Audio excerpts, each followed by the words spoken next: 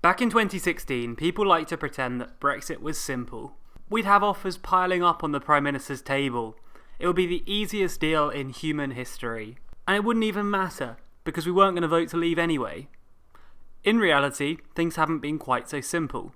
Even with 19 weeks to go until the date the UK is set to leave, and although May's cabinet seemed to have agreed to her deal, it's still not finalised yet. At the time of writing and recording this video, it's not fully clear what the result of that meeting was or what the contents of the proposed deal is. As such, we'll be talking generally about whether the Prime Minister will be able to push a deal through the House of Commons. We'll discuss the details of May's cabinet meeting and the proposed deal in a future video, but for now I want to purely focus on how May would get a deal through Parliament.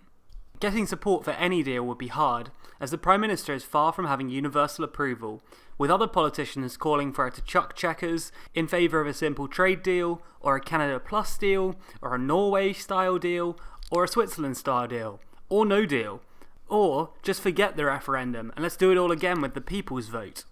Okay, so you get it, there's confusion. We've all lived our lives in this post-referendum Brexit confusion for about 2.5 years. We know it's confusing. The bad news is that even if May can get her cabinet to agree to a deal, and if it's accepted by the EU at the EU summit, that's not where the drama ends. It then has to pass to the UK's Parliament. That's because back in December 2017, Parliament amended the European Union Withdrawal Bill, making changes which require the deal to be put to Parliament before it can be passed.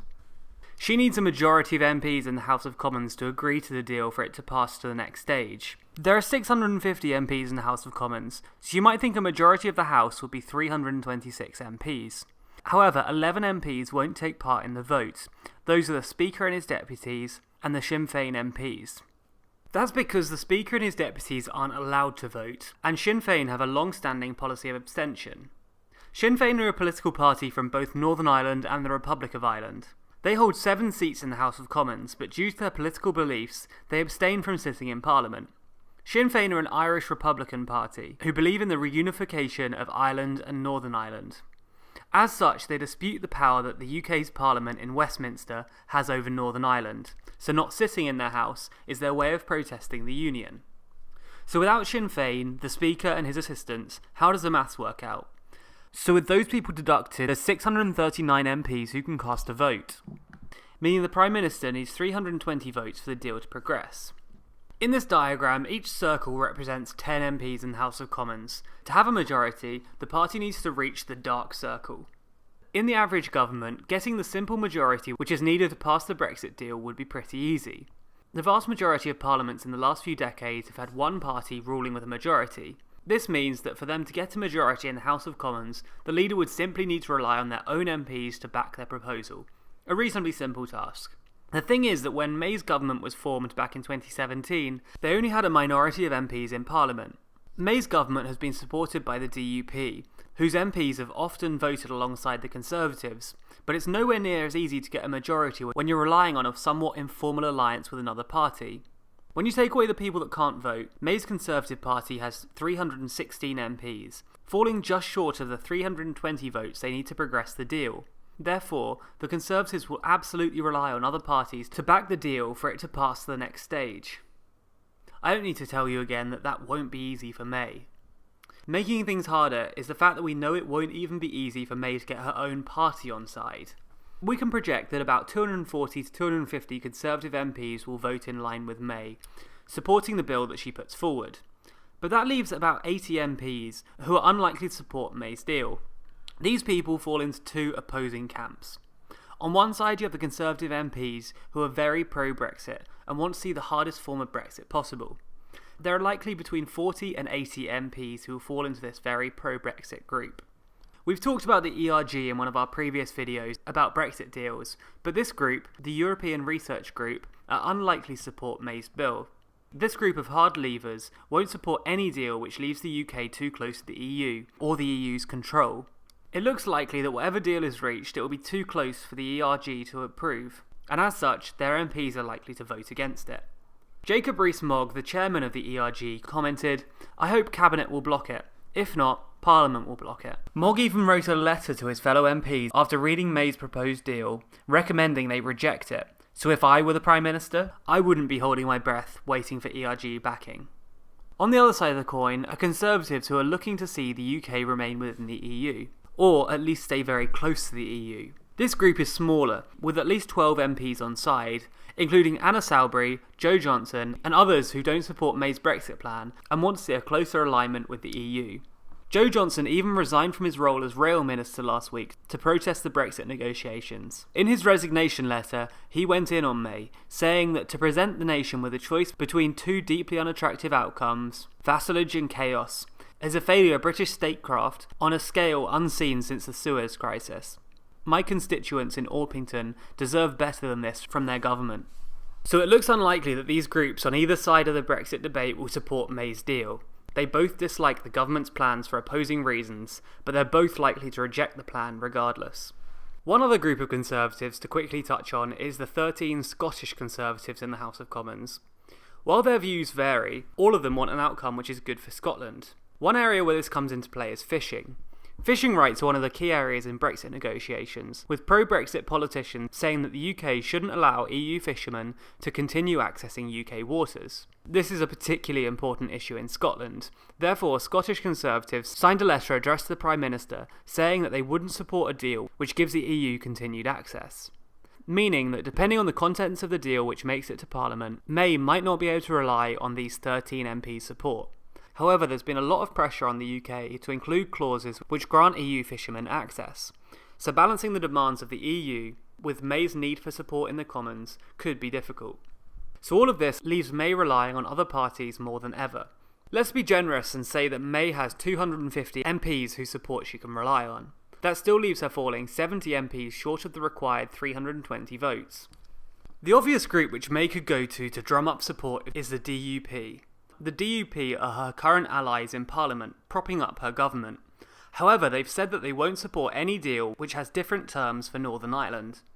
The DUP are a Northern Irish party who support the union between Northern Ireland and the rest of the UK, and as such they're very much in favour of Northern Ireland staying close to the rest of the UK. So any deal which treats Northern Ireland in a different way to the rest of the UK wouldn't be acceptable to the DUP. They don't want to set a precedent of the Northern Ireland being different from the rest of the UK, and thus would reject a deal which treats them differently. This is going to be a major issue for May. One of the biggest issues in the negotiation process so far has been the border between Northern Ireland and the Republic of Ireland. This border, post-Brexit, will be an external border for the EU, and because of this, it's possible that there will have to be a hard border put up between the two countries. This is something that no one wants, as it will go against the Good Friday Agreement and could reignite tensions in the region. Therefore, the EU has called on the UK to agree to a backstop for Northern Ireland. We discussed this backstop in another video, but essentially it's a guarantee that a hard border between the countries won't return. The problem for the DUP is that the backstop all but requires the UK and EU to treat Northern Ireland differently. According to reports, May's deal does treat Northern Ireland separately, so the DUP likely won't be keen. I'm going to ask potentially the easiest question in Brexit. Can the Prime Minister rely on the opposition to support her Brexit deal? You don't have to know a ton about Brexit, or even UK politics, to know that relying on Labour for a big issue like this probably isn't the smartest move.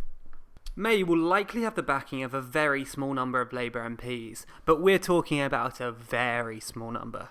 These are MPs who are heavily pro-Brexit, but in the Labour Party, there aren't too many MPs like that. Back in 2017, the Labour Party said that they would get their MPs to reject any deal which doesn't meet its 6 tests. These tests are: does it ensure a strong and collaborative future with the EU? Does it deliver the exact same benefits as we currently have as members of the Single Market and Customs Union? Does it ensure the fair management of migration in the interests of the economy and communities? Does it defend rights and protections and prevent a race to the bottom? Does it protect national security and our capability to tackle cross-border crime? Does it deliver for all regions of the UK? Whether Labour's tests seem fair and reasonable to you probably comes down to your party allegiances and how you feel about Brexit. One thing we can all agree on is that it's probably not likely that May's deal will meet all 6 tests. Specifically, test number 2. David Davis did promise that the deal would deliver the exact same benefits, but I think that any reasonable person can agree that this isn't possible. There's no realistic scenario in which the deal which is offered to the UK provides all the benefits of single market and customs union membership. As such, it's expected that Labour MPs will vote against the bill. The only hope that May has is for the Labour MPs who represent seats who've strongly voted to leave. These MPs might feel the pressure to back May's deal if the alternative is no deal. The MPs aren't likely to be explicitly asked, do you prefer May's deal or do you want a no deal?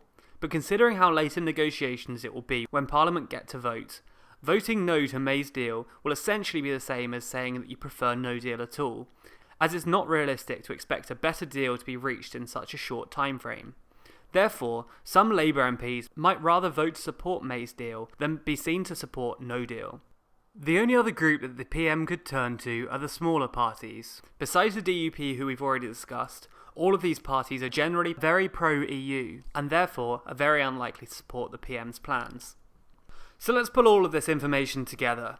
Remember, May needs to get 320 votes for the deal to pass the House. May has around 240 Conservative MPs who are almost certainly going to support her plan. Also, we can be pretty certain around 20 Tories will vote against their leader. You have the vast majority of Labour who are going to vote against May, with a few rebels who are likely to be on May's side. Then you have the smaller pro-EU parties who will very likely vote against May. This leaves May pretty short of the 320 votes she needs. It's possible that she can scrape together a majority if she can pull together the pro-Brexit and pro-Remain sides of her party, along with creating a deal that keeps the Scots and the DUP happy, and potentially pulling over some of Labour's MPs from pro-Brexit constituencies. But that's a whole lot of ifs. When this video was recorded, we still didn't know a whole lot about May's proposed deal, but to pull this off would require creating a whole lot more party unity than the Tories have achieved in years, while also avoiding the need for a backstop, keeping the Irish border open, and getting Labour on side. Considering the Prime Minister seemed to struggle to get a majority of her own cabinet to sign off on the deal, it could be difficult for May to pull this off and convince Parliament to back her deal. The consequences of not getting a deal through Parliament could be pretty dire for May and her Conservatives. If you want us to go through what it could mean for May and the Conservative Party if they don't get a deal through Parliament, then give this video a like and comment below to let us know. To stay up to date with all the latest Brexit and politics news, subscribe to TLDR News on YouTube. Also, we know that YouTube's algorithm isn't the best at making sure that you see every video you subscribe to, so subscribe to our newsletter so we can email you weekly with our latest videos and behind the scenes news.